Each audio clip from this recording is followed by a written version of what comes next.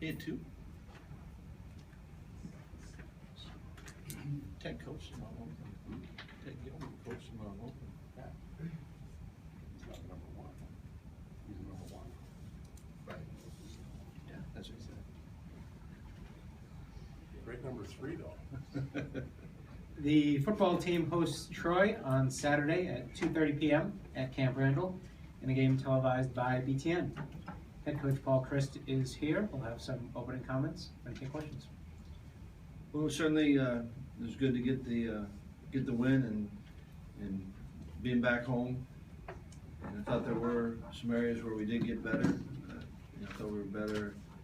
And I know each week you're playing a different team and all that, but I thought we were much more sound and thought we handled some adjustments defensively. Liked seeing that. We were able to get takeaways, and I thought our special teams made the fumble, and I thought Alex did a nice job in the punt return group and changing the field position. And yet there's, I think, offensively, we kind of took us a little bit to get it going, but we got, I know we made some progress in the run game. But like we're going to tell the team here we meet at 1:30 that the biggest improvement will be from week 2 to week 3. Everyone knows that. So jump in.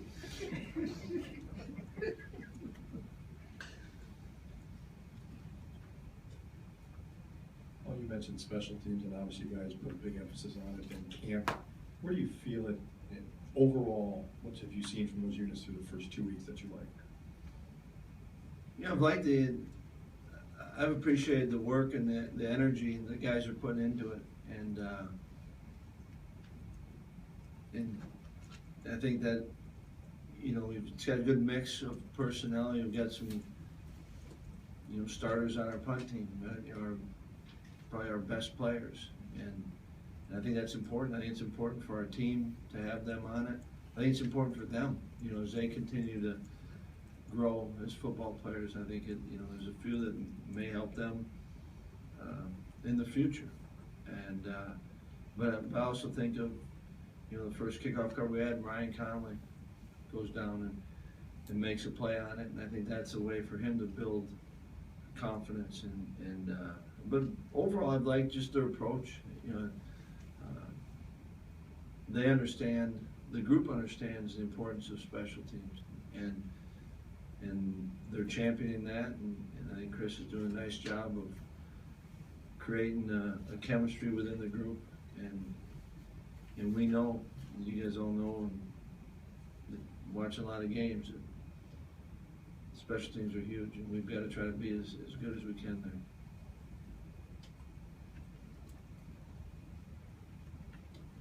Jesse. Well, you said before that Dave Miranda was one of the first people you talked to when you took the job. Over these months, what has stood out to you most about what his presence has meant to the team year 3?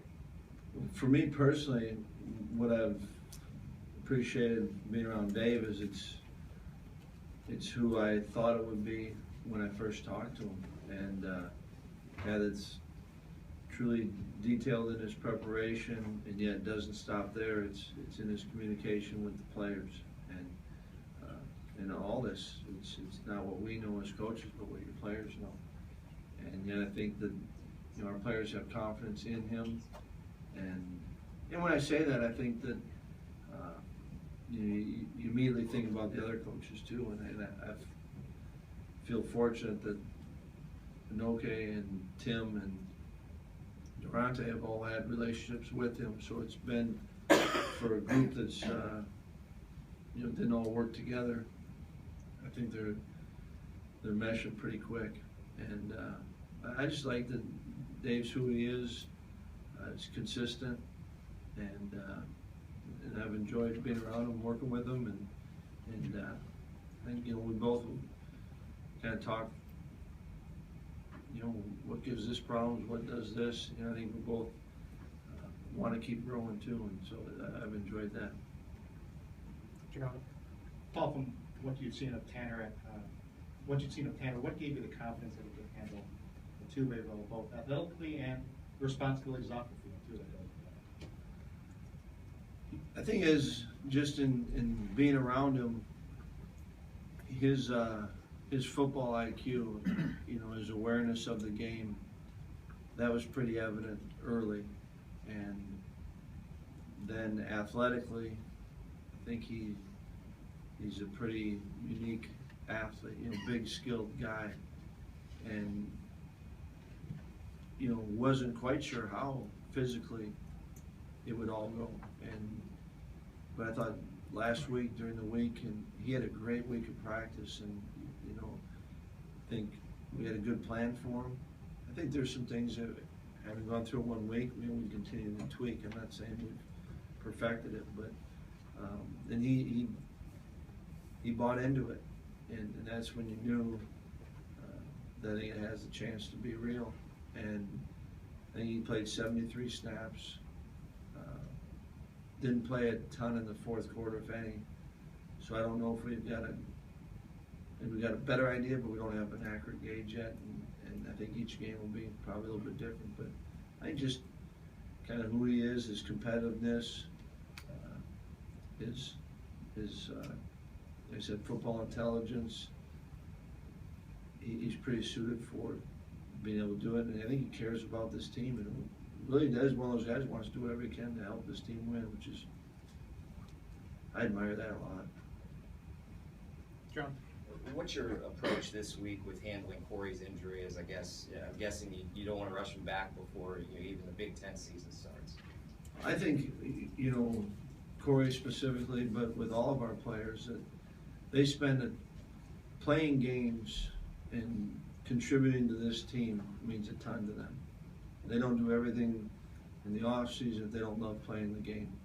And so I think that when a guy is ready to go, we're going to play him. It has nothing to do with saving him for another moment. So we'll just kind of see how he's going, and you know, he got some good work done on Saturday. I talked to him before the game, got another treatment afterwards, and yesterday had it. So we'll just see when he's ready to practice full all out. Then we'll know, gauge him for the game. You know, no one can just not practice and go play, but as soon as any player is ready to go, we're going to play him. Jason? Coach, what have you seen from the development of some of the receivers, guys like Rob and Chaz that didn't really have a big role on this team last year? Really they have a lot bigger role this year. I think that every guy I think earns their opportunities, and Rob has done that, and I think Rob's done some really good things for us, and I think the receiver group, Jazz, I didn't realize that was Jazz's first catch the first game.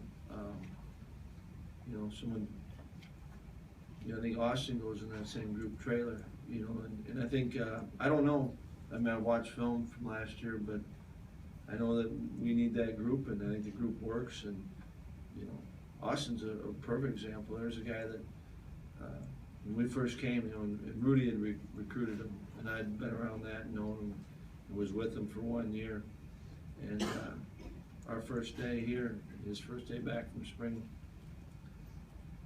from winter break, he said, what can I do to help myself? And one thing that Rudy, he did it with Lance Kendricks, and that was catch 100 balls a day. And every day Austin did that, but come in there on a Saturday and a Sunday, and he's catching it.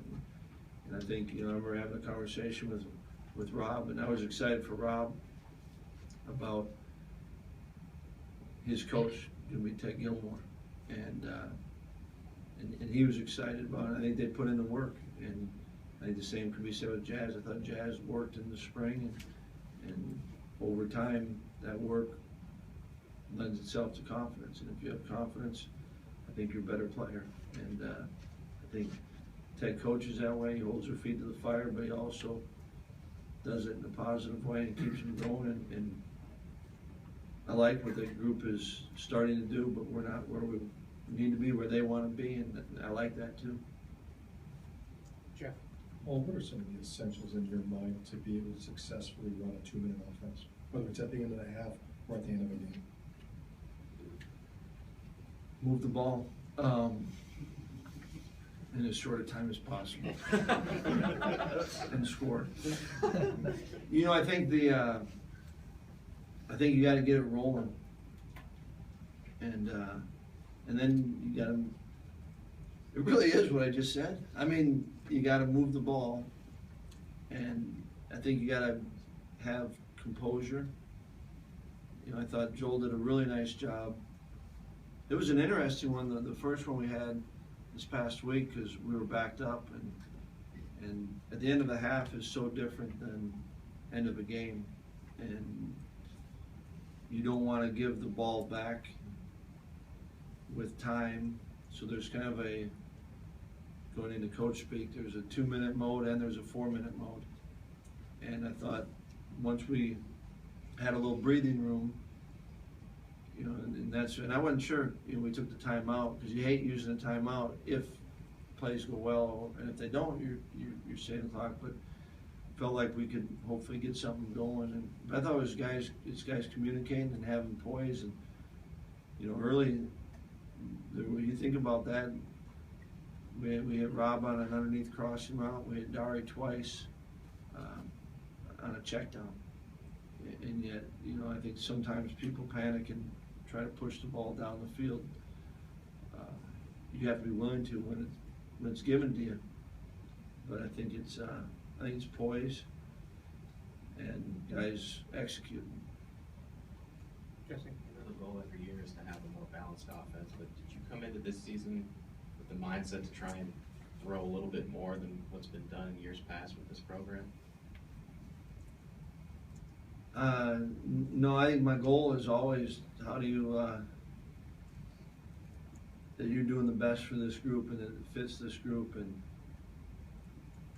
you know, and I've been a part of games where, you know, I remember the one game we played Michigan, we didn't throw the ball in the second half, but Scotty had close to 300 yards past the first half. I mean, I've always felt like we've been balanced, and a lot of the runs those years came from fourth quarter finishing out games. I'd argue with anyone that we weren't really balanced then.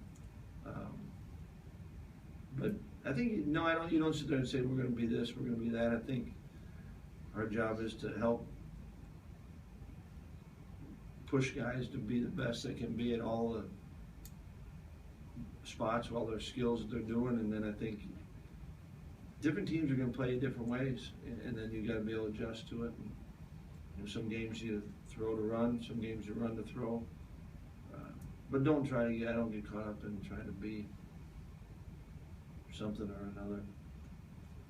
Tom? Are you at all maybe pleasantly so surprised at the ability of the receivers around here? Not just the wide receivers, but tight ends, running backs, and it seems like you're using them a lot, and they're coming through for you.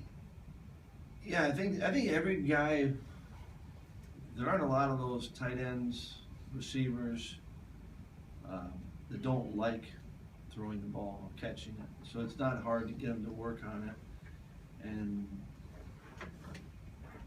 it's funny because I think just from hearing people talk, I think people are a lot more surprised than I am.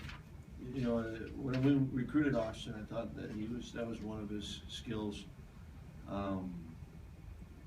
You know, I'm anxious to get Foom going. You know, and Rob, I remember watching Rob, and you know, Jazz is one I didn't know a ton about. I've liked that. Alex is impressive, and I don't know. I think guys work at it, and I think right now we are doing some good things, but it is fun, and it's because I think we can be a lot better. Rob? A minute ago you mentioned the checkdowns for Joel and that being part of the offense. The past few years when he's been the quarterback, there seem to be different times where it's been more of a challenge for him to get to that checkdown as opposed to just locking in on his initial receiver. Has that been a real point of emphasis with him and the other quarterbacks through the spring and camp to feel comfortable getting to that checkdown? I think there's two things. It's also the backs getting out, and that was one when John Settle and I were watching tape. Is, you know, a lot of times he wasn't out last year, and so it's hard to use him if he's not there, if you can't bank on him being there. And we're not great at it yet, but we're getting there. You know, I think we're making progress. But I think that was in the past. Just from me, I didn't ask Joel this, and it didn't matter. But I couldn't tell you if the guy was going to be out or not, and so it'd be hard to bank on that. And I think anything, if the quarterback's rewarded, he has a tendency to feel comfort and go to it. Same thing could be said with the back. If he gets rewarded, they'll make sure he gets out. And you know, certainly there's a lot of situations where they got to protect first, and doesn't do anybody any good if the quarterback's on his back. But I think, you know, that was what was good about the couple we had with Dare, and you know, some of the other ones were more designed. The other Alabama game was a few of those were more designed, you know, getting him out so he knew it. But I think there's, like I think offensively right now we're doing some things that we can build on, you know, that are positives. But I do think there's a ton we got to get better at. And yeah, I like it because our players see it and they want to do that. They want to get better, and that's when coaching's fun. Well, I think you were asked this after the game. You said you'd have to look at the tape about the different combinations. Joe, you know what that line means? Yes, it does. Joe looked at some different combinations on the right side. Does that continue this week? And what did you see when you looked at how the line played? You know, it's I think Mike had like 38 snaps, which were his first snaps, and you know, did some things that were good, but you could see he was kind of not trusting himself. Maybe I don't want to put words in his mouth, or that's what it was, but that's how it came across. And you know, Walker has more on his plate right now because playing guard and tackle, and yet I think there's a guy that's, you know, I don't feel mentally that's a lot on his plate. Like I think he feels like he's can handle it all, but it is different. You know, your sets are different. Even if you're working a double team, you're the inside guy, and now you're the outside guy. So I think we still got a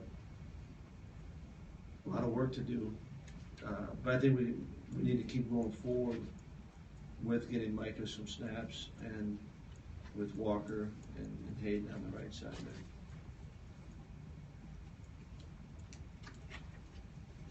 there. Anything else? How would you characterize this Troy offense that you'll be facing Saturday?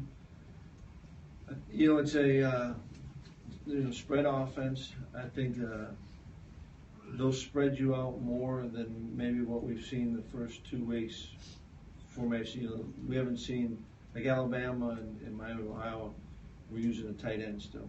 You know, this week we'll see some with 4 receivers, so it's going to be a little bit more spread out. You know, I think that they, you know, as a team, you know, their athleticism stands out.